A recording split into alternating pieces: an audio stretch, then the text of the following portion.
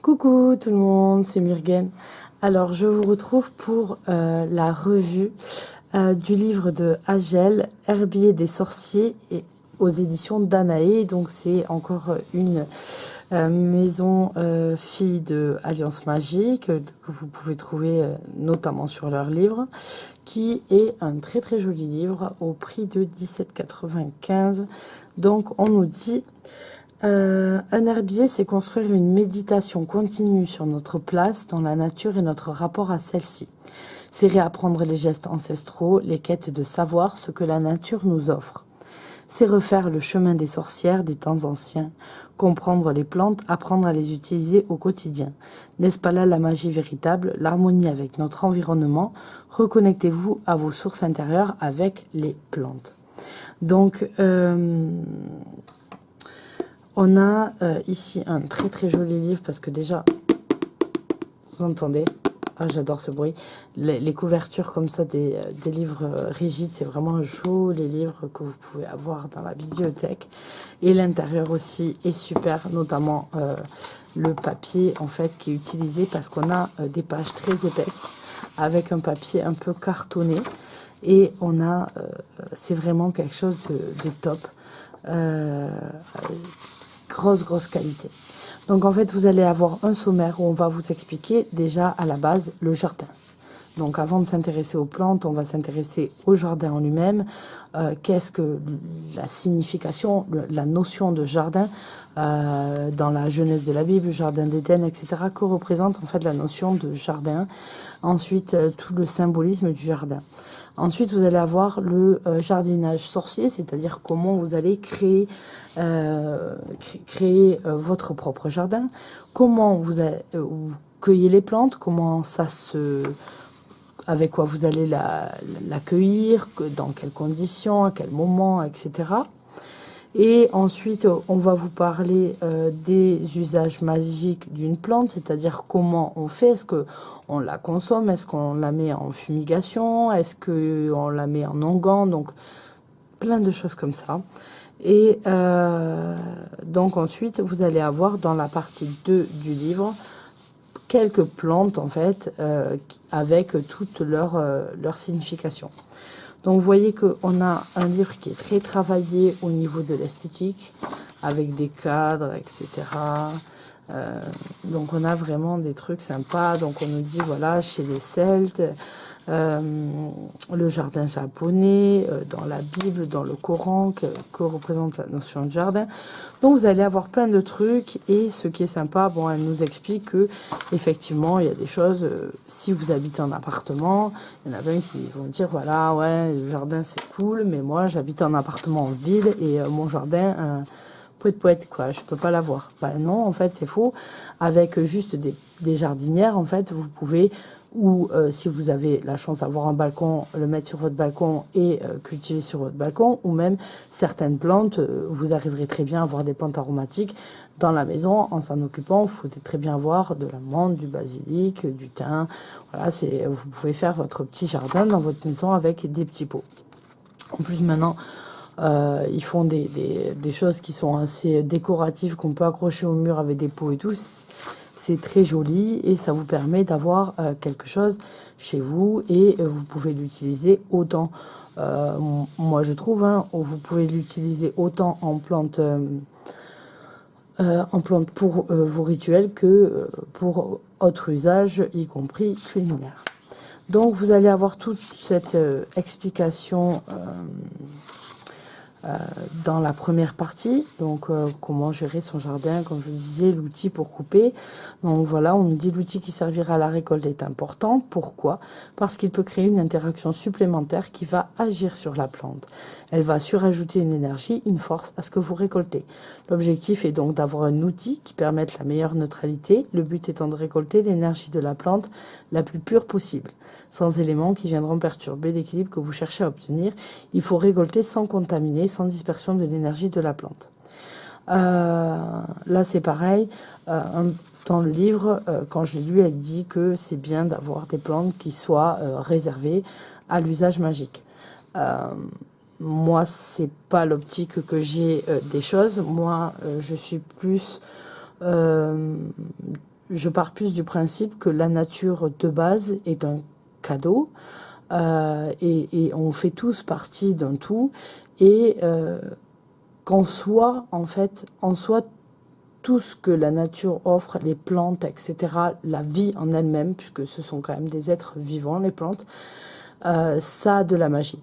Et que le fait, en fait, de les utiliser pour autre chose, ce n'est pas grave. Elles sont créées, on en a déjà cet usage. Donc, enfin, voilà, moi, je ne mets pas d'usage magique. Par contre, si c'est pour un usage magique, je vais utiliser des outils, uniquement des outils qui servent aux pratiques, par exemple.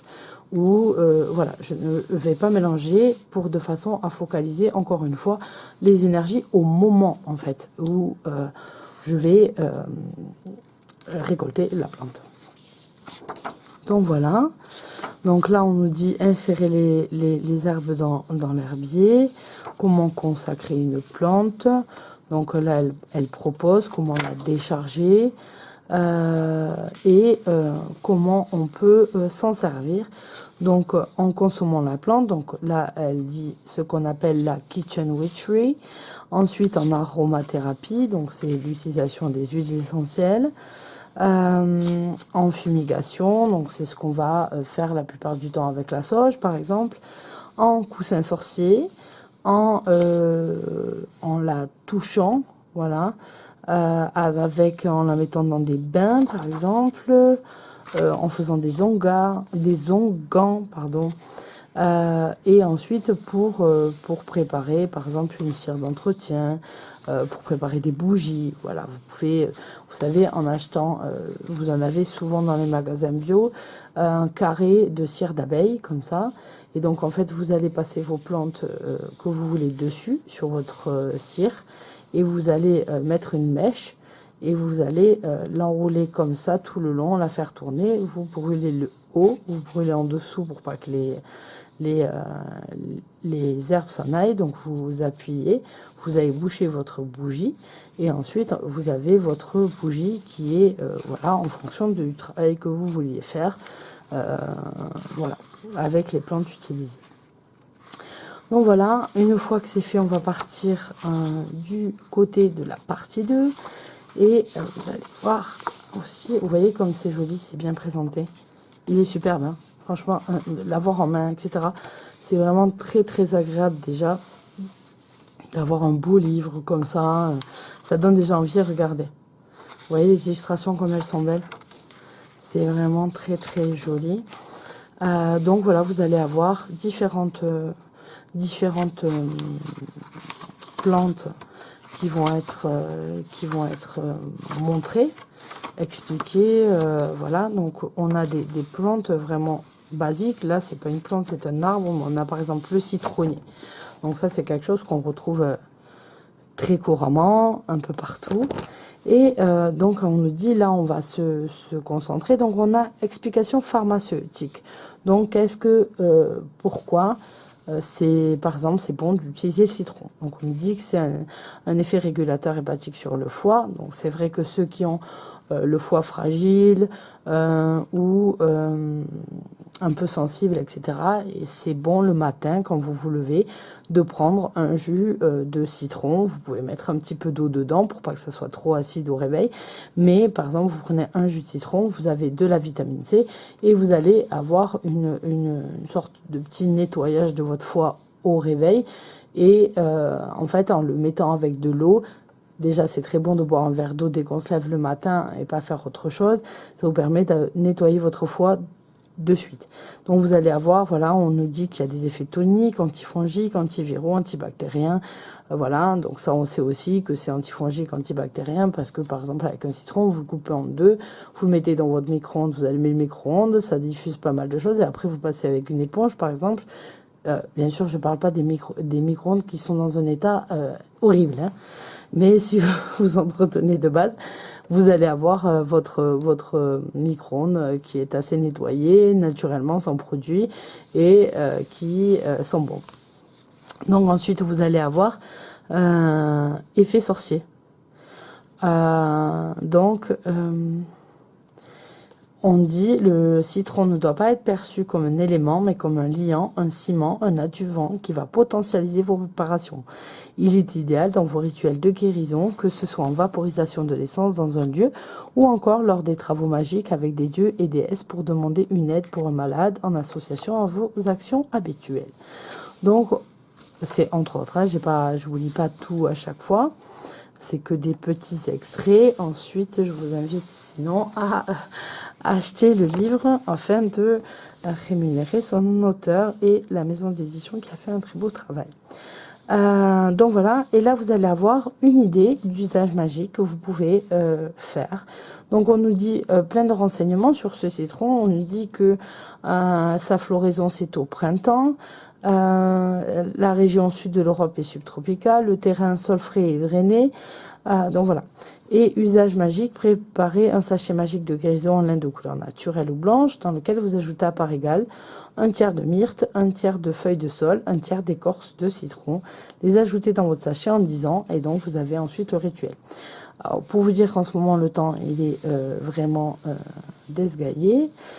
C'est que nous on a des citrons déjà, mon voisin a son citronnier qui est plein et que ça fait déjà 2 semaines que les jonquilles sont sorties, alors que les jonquilles viennent que fin mars, au moment du tout début du printemps, et donc ça veut dire que si ça continue dans cet ordre-là, les arbres fruitiers vont commencer à préparer leurs fruits, à faire de belles fleurs et vont se prendre des gelées. Donc je pense que voilà, là on est dans une catastrophe végétale assez importante.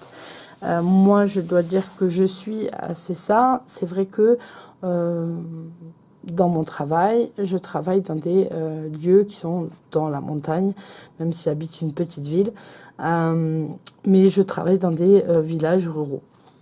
Et donc du coup effectivement je vois la floraison de la nature et je regarde souvent parce que par exemple j'attends la floraison et quand ça sera la période pour ramasser mon thym, voilà, il y a plein de plantes justement que je récolte dans la nature au moment où il faut, et donc voilà, je m'aperçois que parfois il commence à y avoir trop d'avance. On a aussi les asperges sauvages qui ont commencé à sortir cette semaine. Donc voilà, ça pose un petit peu des problèmes. C'était une aparté. Et donc voilà, vous allez avoir pas mal de choses à traiter dedans. Le petit marque-page de Célia. Donc voilà, vous avez toutes les plantes et c'est un très joli livre. Et là aussi, on a un joli index. Donc elle a fait une conclusion, une bibliographie, oulala. Et donc on a un index. Où on a ici aussi pas mal de choses. Bon, c'est pas classé par thème, c'est pas par plante, par dieu, etc. comme on avait dans le livre des correspondances qui est un peu plus travaillé du côté de l'index, mais c'est quand même pas mal. Par exemple, si vous cherchez, je sais pas, quand c'est qu'on parle d'harmonie, ben, on va aller page 14, 20, 24, 63 et on va trouver différents éléments là-dessus. Donc voilà, et ensuite vous avez juste donc une pub pour le livre Grimoire de magie verte d'Anne Moura et La magie des plantes de Sandra Kynes. Encore, c'est celle qui a fait justement le grand livre des correspondances. Donc voilà, il y a celui-là que j'aimerais peut-être acquérir bientôt, que je n'ai pas eu encore la chance de lire. Donc voilà pour cette petite revue. J'espère que ce petit livre vous aura plu. En tout cas, moi j'étais partie en vacances chez des amis et donc j'ai voulu aller dans un magasin Cultura pour pas le citer. Et du coup, je suis repartie avec le livre qui n'était pas du tout prévu, mais je l'avais vu au salon et je l'avais pas pris parce que j'avais déjà acheté 3 livres à ce moment-là. Et donc du coup, ben voilà, j'ai cédé. Donc voilà, je vous fais à tous de gros bisous et je vous dis à bientôt dans une nouvelle vidéo. Bye bye.